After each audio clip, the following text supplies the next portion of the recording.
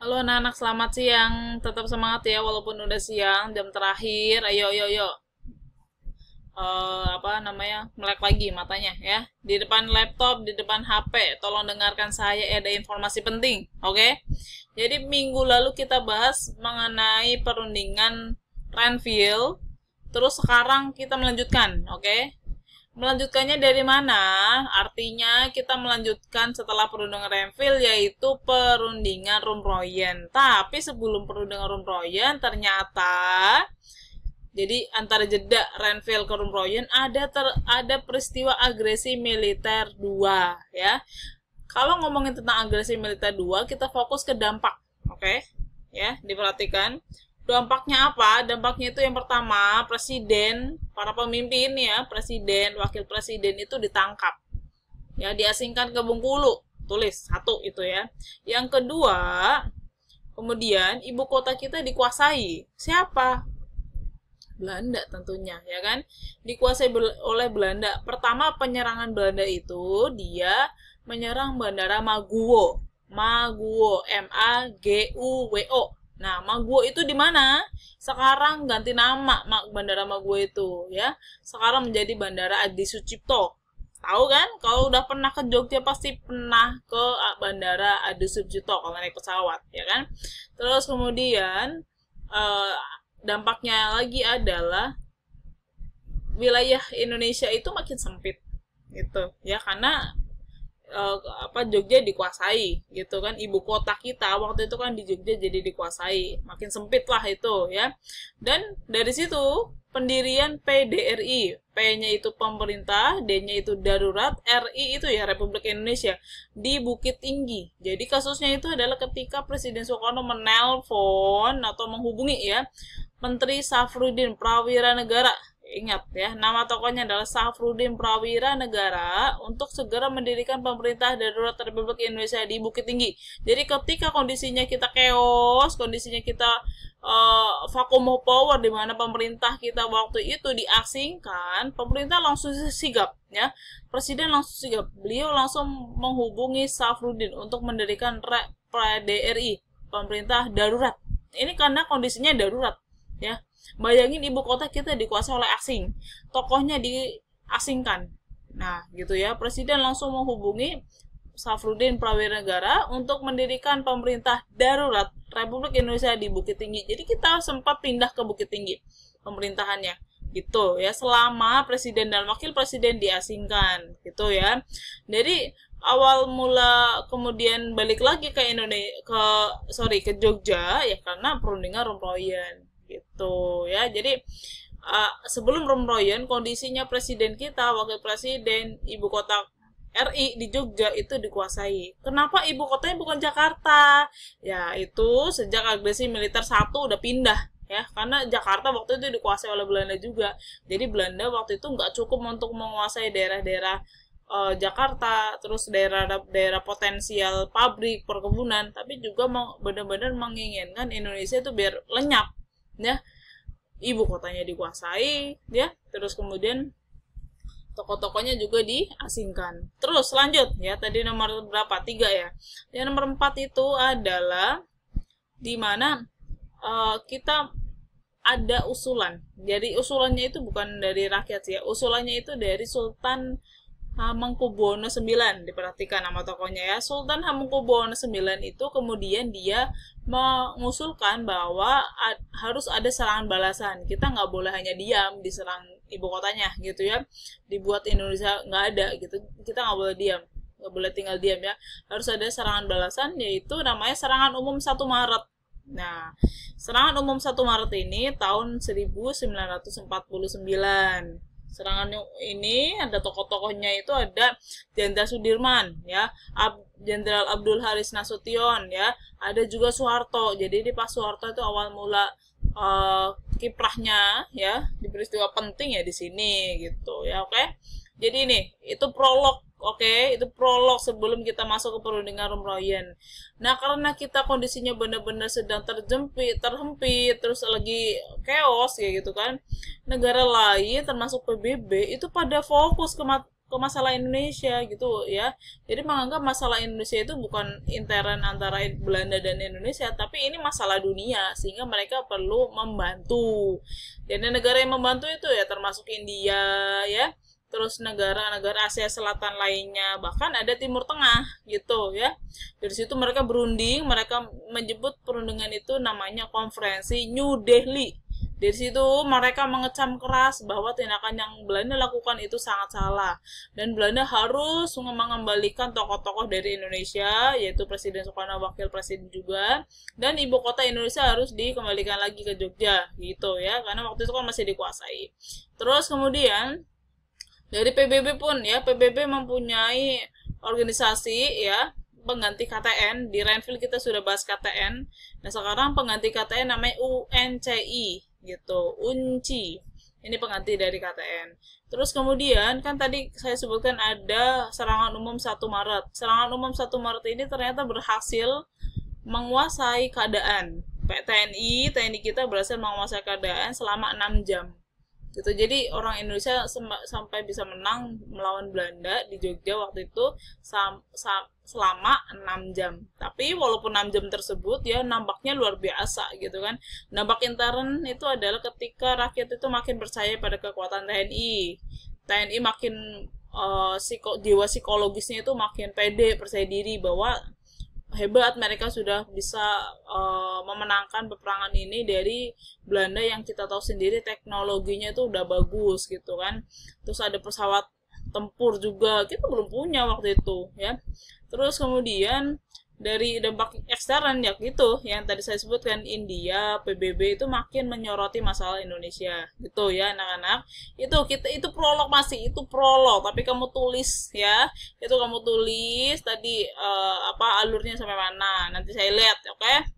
Perjanjian Rumroyen. Nah ini ya, jadi setelah agresi militer 2 ya, akhirnya UNCI tadi, organisasi bentukan PBB itu, dan ada desakan dari dunia internasional dan negara-negara yang tadi saya sebutkan yang hadir dalam konferensi New Delhi, itu mendesak bahwa Indonesia dan Belanda itu harus berunding lagi ya, harus diplomasi lagi gitu, harus damai gitu ya. Nah, perjanjian Rumroyen namanya ya. Perjanjian ini ya dimulai pada 14 April 49, akhirnya ditandatangani 7 Mei-nya ya. Jadi dimulai 14 April dan ditandatangani 7 Mei-nya. Jadi ya itulah April Mei lah ya, hampir sebulan. Di Hotel Des Indes, ini ada di Menteng nih, di Hotel Des Indes ya. Namanya diambil dari kedua pemimpin. Iya, maksudnya tuh ini Rumroyen. Jadi Muhammad Rum sama Herman van Rooyen. Van Rooyen sama Muhammad Rum nih, makanya namanya perjanjian Rumroyen gitu. Maksud pertemuan ini adalah untuk menyelesaikan beberapa masalah mengenai kemerdekaan Indonesia sebelum konferensi meja bundar di Den Haag pada tahun yang sama, karena memang nanti akan ada konferensi akhir gitu disebutannya, atau perundingan akhir di tahun 49. Memang nanti di akhir 49 gitu kan perundingannya gitu ya. Jadi setelah ini gitu rencananya seperti itu. Terus kemudian ini tokohnya ya, ini Muhammad Rum dan ini Van Rooyen. Itu nanti kalau saya kasih soal ya, ini adalah siapa anak-anak gitu misalkan ya. Ini adalah Muhammad Rum. Tokoh ini deskripsikan ya. Tokoh ini mewakili Indonesia dalam perundingan Rumroyen. Nah, itu ya. Van Rooyen tuh ini ya. Jadi jangan kaget nanti kalau tiba-tiba ada deskripsikan peran dari tokoh di samping. Wah, ya harus diingat. Terus lanjut. Nah, ini ya. Angkatan Bersenjata Indonesia akan menghentikan semua aktivitas gerilya karena setelah perundingan itu ada beberapa hasilnya nih ya. Pemerintah RI akan menghadiri KMB. Pemerintah RI dikembalikan ke Jogja, ini hasilnya ya. Tadinya kan kita ada PDRI di Bukit Tinggi, setelah dikembalikan ke Jogja ya di sana udah nggak berlaku lagi. Angkatan Bersenjata Belanda itu menghentikan semua operasi militer dan membebaskan semua tawanan perang gitu. Tawanan perang di sini ya termasuk presiden ya. Waktu itu kan memang ditawan, diasingkan ke Bengkulu. Kedaulatan diserahkan pada Indonesia secara utuh tanpa syarat sesuai perjanjian Renville 48. Dikatakan hasil perundingan Rumroyen ini berkaitan dengan wilayah itu sama dengan perundingan Renville. Kayak contoh kemarin kan hasil perundingan Renville, wilayah yang diakui itu ya di Jawa itu cuma Jawa Tengah sama Jogja, terus kemudian sebagian Sumatera. Ya sudah, di Rumproyon itu nggak ngomongin tentang wilayahnya makin persempit itu enggak gitu, tapi sama dengan perundingan sebelumnya gitu. Terus kemudian Belanda dan Indonesia mendirikan sebuah persekutuan atas dasar sukarela dan persamaan hak. Hindia Belanda menyerahkan semua hak, kekuasaan dan kewajiban kepada Indonesia. Ini maksudnya Hindia Belanda ya berarti pemerintahan Belanda di sini ya. Nih, suasana ketika perundingan ya. Nah, saya mau nambahin ya, ternyata sebelum KMB, lagi-lagi ada peristiwa lagi ya. Ada di pertengahan mau KMB ya, namanya Konferensi Inter-Indonesia. Inter sendiri bermakna memang yang hadir di sana itu memang untuk kepentingan intern. Jadi antara RI dengan RIS gitu ya. RIS itu mana sih? RIS itu adalah daerah-daerah di luar RI. RI itu mana? Ya RI tadi sesuai perundingan Renville. Daerah yang menjadi wilayah RI ya Jawa Tengah maksudnya. Jawa Tengah, Jogja dan sebagian Sumatera yaitu RI. Tapi di sini maksudnya adalah RI itu bagian dari RIS. RIS apa? Republik Indonesia Serikat gitu ya. Jadi negara-negara RIS itu yang pertama RI terdiri dari Jawa Tengah, Jogja, sebagian Sumatera. Terus kemudian ada negara Sumatera Timur, ya. Ada negara Borneo, ada negara Indonesia Timur, ada negara Pasundan, ada negara Madura dan ada negara Jawa Timur gitu ya. Jadi ya itu RIS, ya RI bagian dari RIS seperti itu ya. Nah, baru di situ ya keputusan dari Konferensi Inter-Indonesia adalah di mana pengakuan di mana RIS itu mendukung RI di sini karena ada RI dan RIS itu kan bentuk dari pecah belah dari Belanda gitu kan. Belanda punya ide lagi sama seperti dulu yaitu politik divide et impera, jadi pecah belah gitu. Di sini ada dipecah belah, ada yang kesatuan, ada yang federal serikat gitu kan. Disitulah mereka sadar di mana dua-duanya saling mendukung. Baik RI mendukung RIS, begitu pula sebaliknya RIS mendukung RI gitu ya. Terus lanjut, baru dari situ ya keputusan Konferensi Inter-Indonesia pun di mana TNI-nya, tentaranya itu ya menjadi satu. Tentara RIS kan namanya APRIS, Angkatan Perang Republik Indonesia Serikat, itu ya orang-orang TNI juga, TNI kita gitu, TNI RI gitu. Jadi bersatu lagi. Jadi kesimpulannya adalah politik divide et impera Belanda itu sudah tidak berlaku lagi, di mana ternyata kedua-duanya itu saling mendukung, tidak saling gojlok-gojoklan gitu. Apa sih gojlokan itu? Kayak saling bermusuhan gitu ya. Terus barulah terjadi konferensi Meja Bundar gitu. Ini adalah pertemuan antara RI dengan Belanda, dilaksanakan di Den Haag di Belanda di 23 Agustus sampai 2 November 49. Tujuannya itu untuk meredam kemerdekaan Indonesia dengan jalan kekerasan. Oh iya, oke. Jadi yang awalnya tadi kan menggunakan beberapa cara kekerasan ya, karena memang akhirnya gagal dan menggunakan cara-cara yang lebih halus gitu maksud ini ya. Nah, ini tokohnya ya di delegasi Indonesia itu adalah Muhammad Hatta. Waktu itu beliau menjadi Perdana Menteri ya. Dan Belanda itu Van Maarseveen.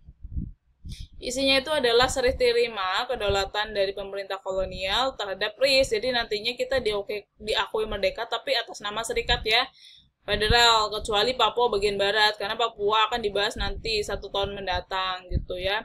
Dibentuk sebuah persekutuan Indonesia dan monarki Belanda sebagai kepala negara ya, atau Juliana itu waktu itu jadi ketuanya gitu ya. Mengambil alih hutang Hindia Belanda oleh RIS. Jadi tahun 1942 itu menjadi tanggung jawab RIS, hutang Belandanya. Ini suasananya ya. Sudah. Jadi seperti itu ya anak-anak. Silakan dicatat dari awal sampai akhir dari pertemuan antara pertemuan antara Sukarno Van Mook. Oke? saya cek satu-satu. Terima kasih, selamat siang, wassalamualaikum, dah, see you next.